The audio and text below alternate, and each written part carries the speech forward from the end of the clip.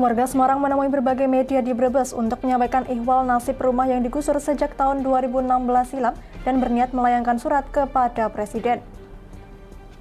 Setelah mencuri uang THR, seorang pelaku pencurian dihakimi warga hingga babak belur. Beruntung, petugas kepolisian dapat menghentikan aksi main hakim sendiri tersebut. Serba-serbi Ramadan kali ini, tim Lingkar TV akan mengajak Anda menilik aktivitas pesantren kilat warga Kendal, mengaji kitab kuning untuk memperkuat ilmu tafsir Al-Quran. Selamat sore pemirsa, bersama saya Amanda Soraya, inilah Jateng hari ini. Kepergok bobol rumah warga dan mengambil celengan uang THR. Seorang pelaku pencurian bersimpah darah dihajar oleh warga di Jalan Bendungan Baru, Kelurahan Barusari, Semarang Selatan. Pelaku selamat dari amukan warga setelah petugas kepolisian dari Polsek Semarang Selatan datang ke lokasi kejadian.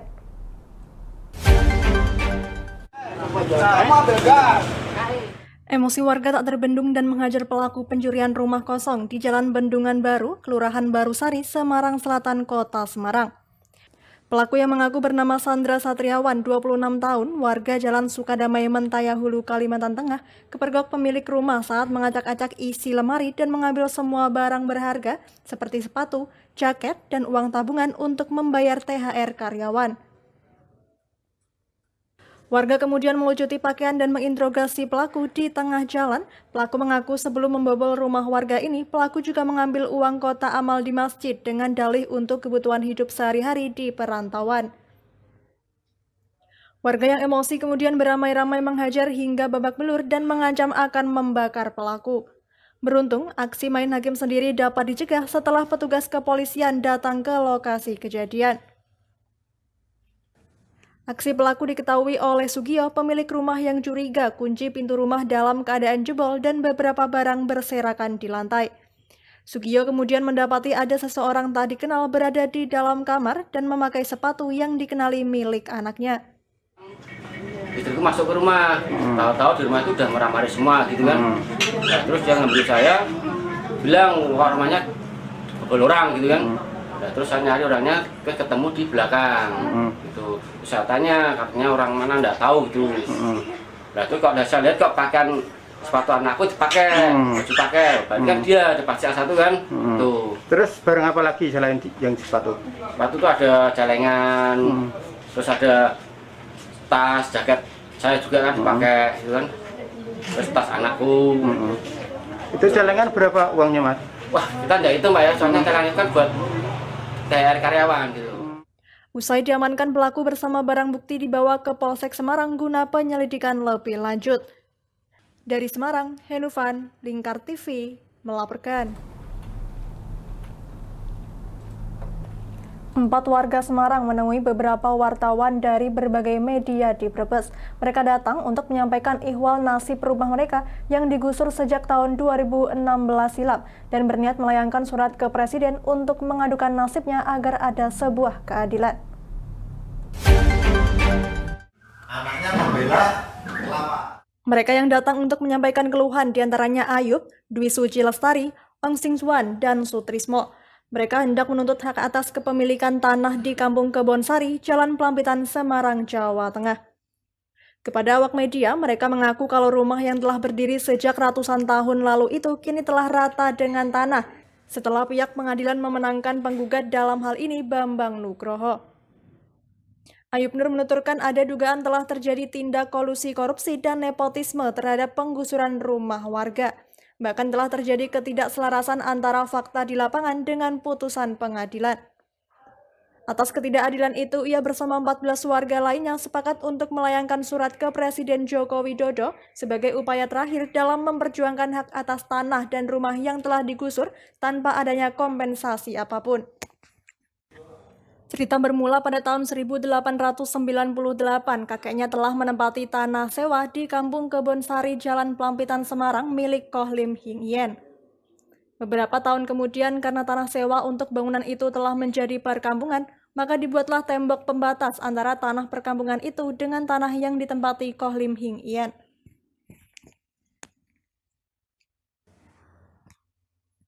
Selanjutnya pada tahun 1908, kepemilikan tanah sudah beralih ke pemilik yang baru yaitu Tan Gon Sui.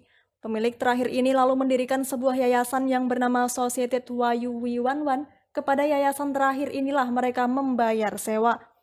Lalu pada tahun 1958, yayasan tersebut kemudian terlibat peristiwa G30 SPKI hingga akhirnya gedung milik yayasan tersebut diambil alih oleh TNI dan kemudian dijadikan sebagai asrama TNI.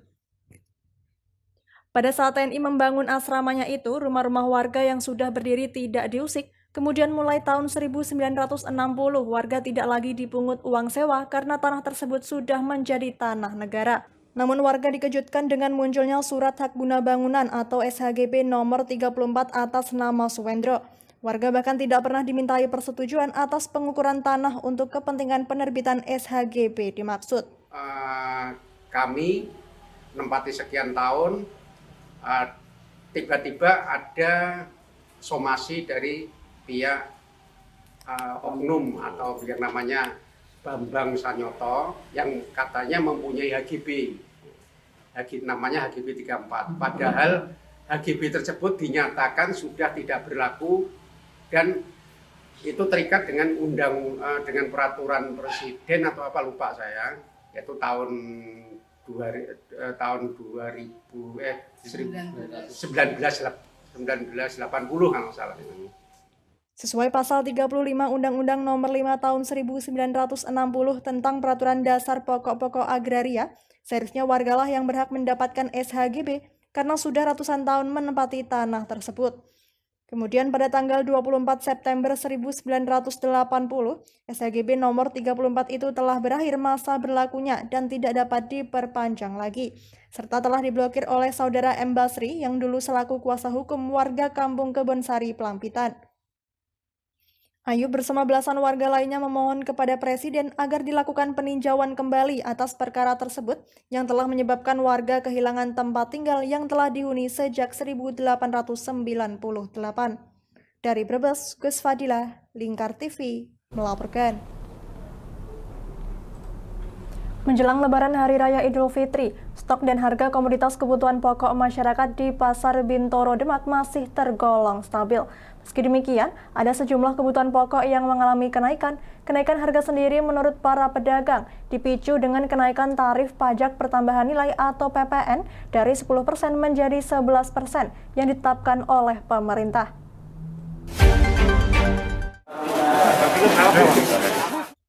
Pantauan langsung terhadap kebutuhan pokok dilakukan Bupati Demak Dr. Estianah bersama Forkompimda Kabupaten Demak kepada pedagang di Pasar Bintoro Demak.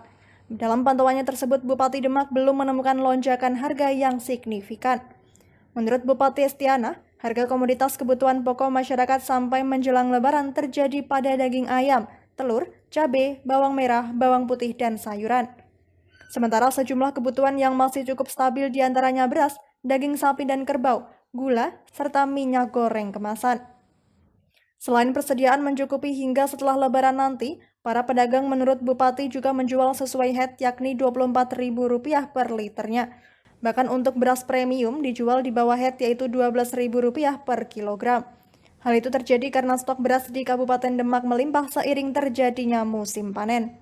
Per 21 puasa ini alhamdulillah mungkin kebutuhan untuk Idul Fitri mulai meningkat, pembeli masyarakat yang membeli, jadi perputaran uangnya mulai meningkat mulai per hari ini tadi, alhamdulillah.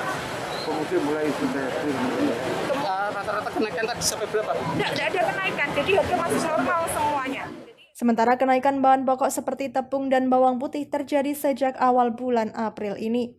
Itu terjadi karena adanya kenaikan tarif pajak pertambahan nilai atau PPN dari 10% menjadi 11% yang ditetapkan oleh pemerintah. Untuk kebutuhan lainnya seperti sayur, hingga menjelang Hari Raya nanti dimungkinkan mengalami kenaikan. Kalau untuk sayuran stabil, yang naik itu sembako nih ya. Sembako yang naik apa bisa Bu? Tepung-tepungan. Berapa Bu naiknya rata-rata Bu? Kurang ya. Rata-rata naiknya berapa Bu? Sekitar berapa ya? Ada yang 3.000, ada yang 1.000. Pokoknya yang naik itu sembako. Nggih. Selain memantau stok dan harga kebutuhan pokok, dalam sidak yang dilakukan juga menemukan beberapa bahan yang mengandung pengawet, boraks, dan formalin. Sementara untuk menjaga kestabilan stok dan harga, Bupati meminta Dindakop secara berkala untuk terus melakukan pemantauan di pasar-pasar tradisional. Dari Demak, Ismail, Lingkar TV, melaporkan.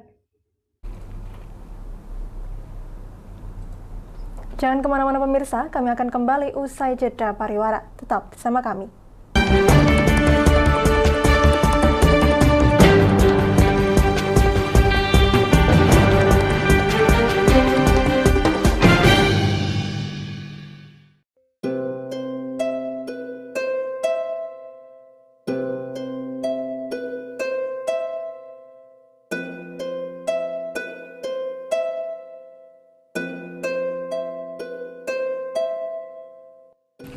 Wah iki yo siaran TV wah apik temenan.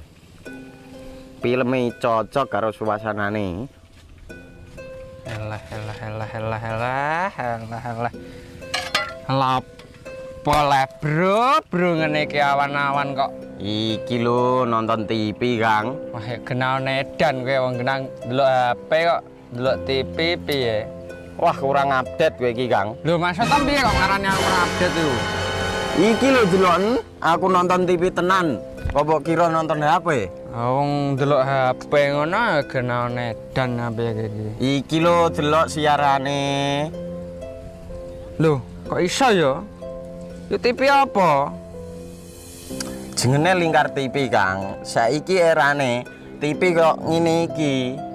Kok Lingkar TV nek dia awak dhewe panggone iso nonton TV lewat HP. Kok ngene iki. Ana film-film ngene iku ya? Iya, filme apik-apik kaya ngene iki. Nah, awak dhewe nek sawah leren mbut gawe iso leren ndelok film-film ngene iki. Padha iso ngene iku. Iso, ora ketinggalan karo cah-cah kae. Duh. HP ku kok ora iso tak nggo ngono piye carane iki? Iki lho Rip, tak doi carane. Piye? Kowe buka Play Store. Play Store, Mas. Yo iku pokoke. Play Store apa? Ketik Lingkar TV. Engko lek wis ngono, klik install. Nah, engko wis ana metu menune Lingkar TV karek ndelok siaran apa ae. Film-filme apik-apik. Berarti film channel Lingkar TV metu nang kene kabeh ra? Iso. Filme wah cocok karo suasana cara didelok ya. Oh, wis iki iso iki. Iya metu kabeh ngene TV wah. Iya. Kondiange ya. Mangkane Lingkar TV filme apik-apik kabeh. Iya, aku ngene kok. Lagi reti iki aku malah. Sekolo Iya. ana bocah-bocah ajak ndelok. Heeh, ben seru nang kene ya, Wan. Wabek. Rene lo. Tak deloki apik-apik ana film Jos iki.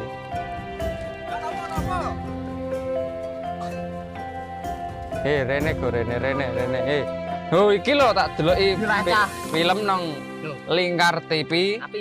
Solutif dan terpercaya. Tonton siaran Lingkar TV melalui aplikasi Lingkar TV di Play Store.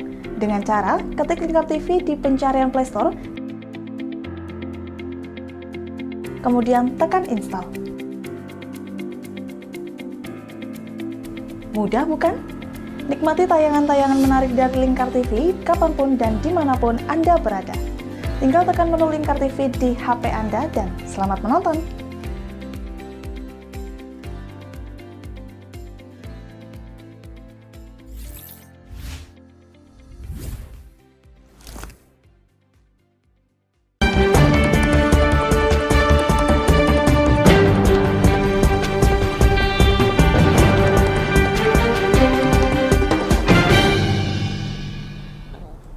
Masih bersama Jateng hari ini pemirsa, sudah menjadi kebiasaan perayaan Idul Fitri selalu berdampak pada kenaikan harga-harga bahan pokok di pasaran.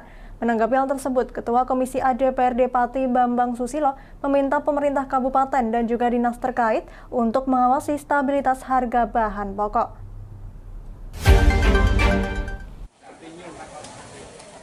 Sudah menjadi kebiasaan harga-harga bahan pokok naik menjelang Hari Raya Idul Fitri.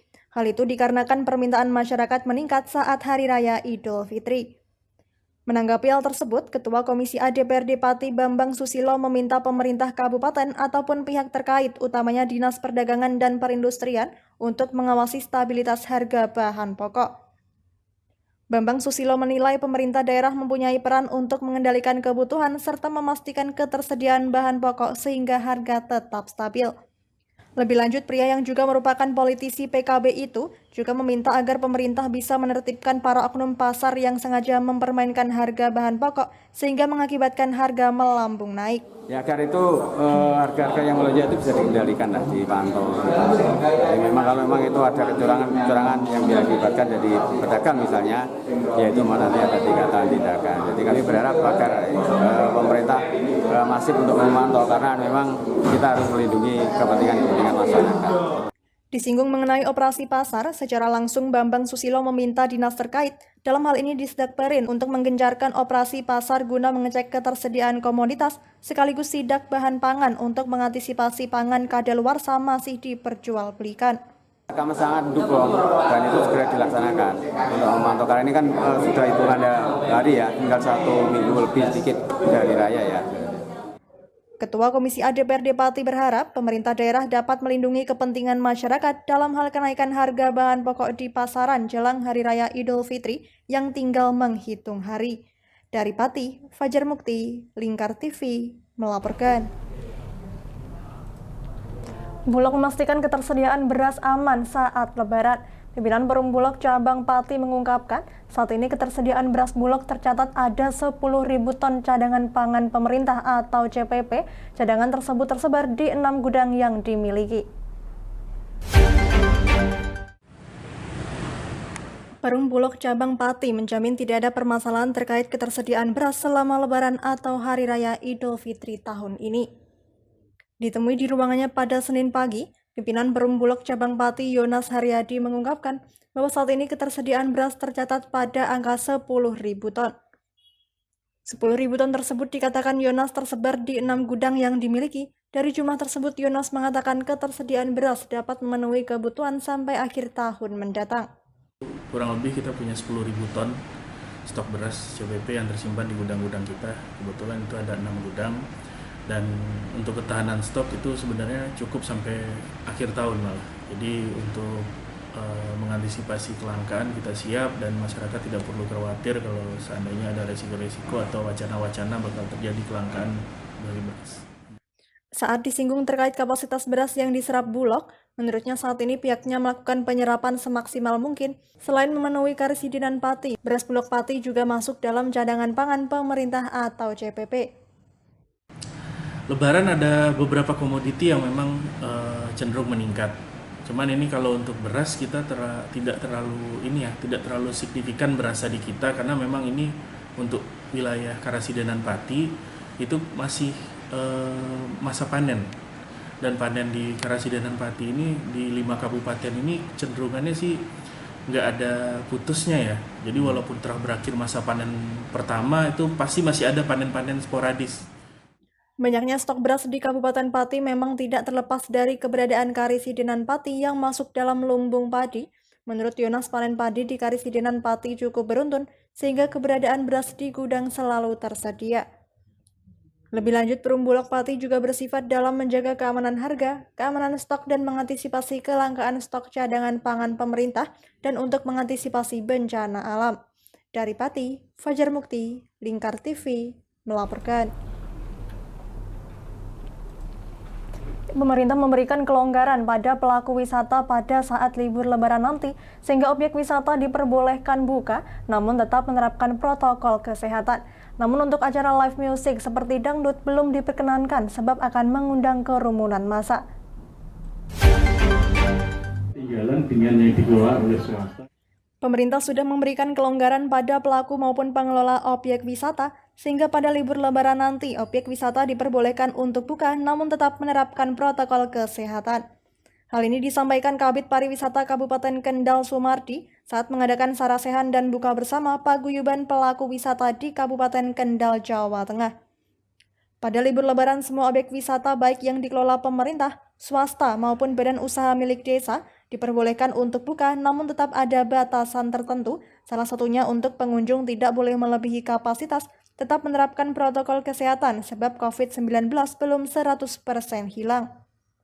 Berkaitan dengan menyambut liburan Lebaran dan cuti bersama tahun 2020 dan seiring dengan pandemi COVID-19 yang sudah mulai melandai dan benar-benar melandai dan mudah-mudahan kita nanti tidak menjadi daya ungkit naiknya COVID-19 lagi. Ini kami dari Dinas Kepemudaan Olahraga dan Pariwisata telah menyiapkan di TW kami, daya tarik wisata kami, dan daya tarik wisata yang dikelola oleh swasta, dikelola oleh desa wisata, maupun dikelola oleh kelompok-kelompok sadar wisata. Ini sudah kita izinkan untuk buka. Hal ini juga disambut para pelaku wisata atau PPW di Kabupaten Kendal. Saat ini sudah sekitar 20% para pelaku wisata mulai ada peningkatan. Ketua DPW Paguyuban Pelaku Wisata Kabupaten Kendal Sigit Purnomo mengatakan, hampir 2 tahun saat pandemi sangat terpuruk tidak ada perjalanan wisata sebab semua tempat wisata ditutup. Sehingga dengan adanya kebijakan dari pemerintah, para pengelola objek wisata dimohon untuk bersiap-siap. Kalau kemarin-kemarin pada pandemi kita terlalu luar biasa berpengaruhnya. Tetapi saat ini setelah dengan aja mulai pandemi sudah, terutama aturan sudah dilonggarkan, ini pengunjungan wisata, bahkan tamu-tamu dari biro-biro wisata itu sudah mulai banyak. Maka dari itu bagi khususnya Kabupaten Kendal yang punya destinasi wisata ini harus segera siap-siap, jangan sampai terlambat nanti bisa lari ke daerah lain. Ini yang paling penting. Arif Kamarudin selaku Ketua Umum PPW Jawa Tengah mengatakan, dengan adanya kelonggaran dari pemerintah bisa disambut baik para pengelola objek wisata dan para pelaku wisata di Jawa Tengah. Bahkan saat ini sudah naik sekitar 20%, mudah-mudahan bisa segera normal kembali. Kami sebagai tour operator dalam perjalanan wisata nantinya bisa melakukan aktivitas kembali normal seperti sedia kala. Berharap juga nanti dan mohon regulasi pemerintah harus lebih ditata lagi agar kebijakan-kebijakan yang terkait dengan perjalanan lebih dimudahkan. Ya, kami nanti bisa berinteraksi, bisa membawa tamu-tamu sesuai dengan tujuan yang diharapkan. Saat ini di tempat wisata sudah mulai ramai, artinya para wisatawan lokal sudah mulai berani mengunjungi tempat wisata, namun harus tetap menerapkan protokol kesehatan. Baik wisata pantai, alam maupun wisata kuliner sudah mulai ada peningkatan dibanding tahun 2021 lalu. Dari Kendal, Muhammad Arya, Lingkar TV, melaporkan. Pesantren kilat biasanya identik dengan anak muda atau remaja.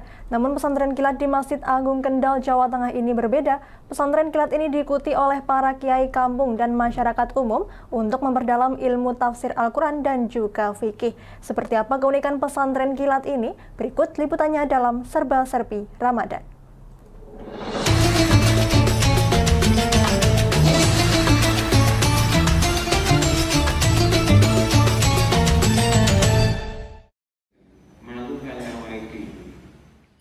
Pesantren kilat yang diadakan di Masjid Agung Kendal, Jawa Tengah ini diikuti oleh ratusan santri. Uniknya, santri ini rata-rata kiai kampung dan masyarakat umum. Kegiatan ini dilakukan hanya pada bulan Ramadan selama 21 hari. Pesantren kilat ini dibimbing oleh Kiai Muhammad Farid Fat, pengasuh pondok pesantren Raudatul Muta'alimin Kendal. Ada sekitar 500 santri yang terdiri dari 60% kiai kampung, sisanya warga masyarakat umum, dan itu dari berbagai daerah, bahkan ada yang dari luar Kabupaten Kendal. Pesantren kilat ini dilakukan setahun sekali, hanya di bulan Ramadan, bahkan tidak 1 bulan penuh, melainkan hanya 21 hari. Pengasuh pondok pesantren Raudatul Muta'alimin Kiai Muhammad Farid Fat mengatakan, kegiatan ini dilakukan sudah turun-temurun sejak ayahnya masih hidup. Ia hanya meneruskan saja, bahkan jejak dari tradisi para ulama terdahulu dalam mengkaji dan mendalami kitab kuning. Santri yang ikut mengaji kitab kuning Komarudin mengatakan, kegiatan pesantren kilat tersebut hanya dilakukan pada bulan Ramadan. Setelah khataman berarti selesai sudah dan akan dilanjutkan tahun depan pada bulan Ramadan. Ya Pak, saya merasa bahwa kitab yang dipandu oleh dibacakan oleh Gus Farid itu kan terdiri dari dua, yaitu kitab fikih dan kitab tafsir Quran. Nah, untuk kitab fikih itu kami memperoleh beberapa pelajaran tentang bagaimana hukum keseharian. Dan untuk kitab tafsir Jalalain itu saya memperoleh tentang tafsir Al-Quran.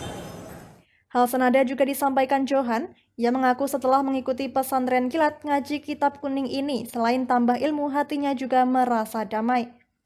Di pesantren kitab kuning tak sekedar menjadi bahan bacaan wajib bagi para santri, tetapi ia juga difungsikan sebagai referensi utama dalam menjawab serta menyikapi segala problem kehidupan yang dihadapi manusia, terutama umat Islam sendiri.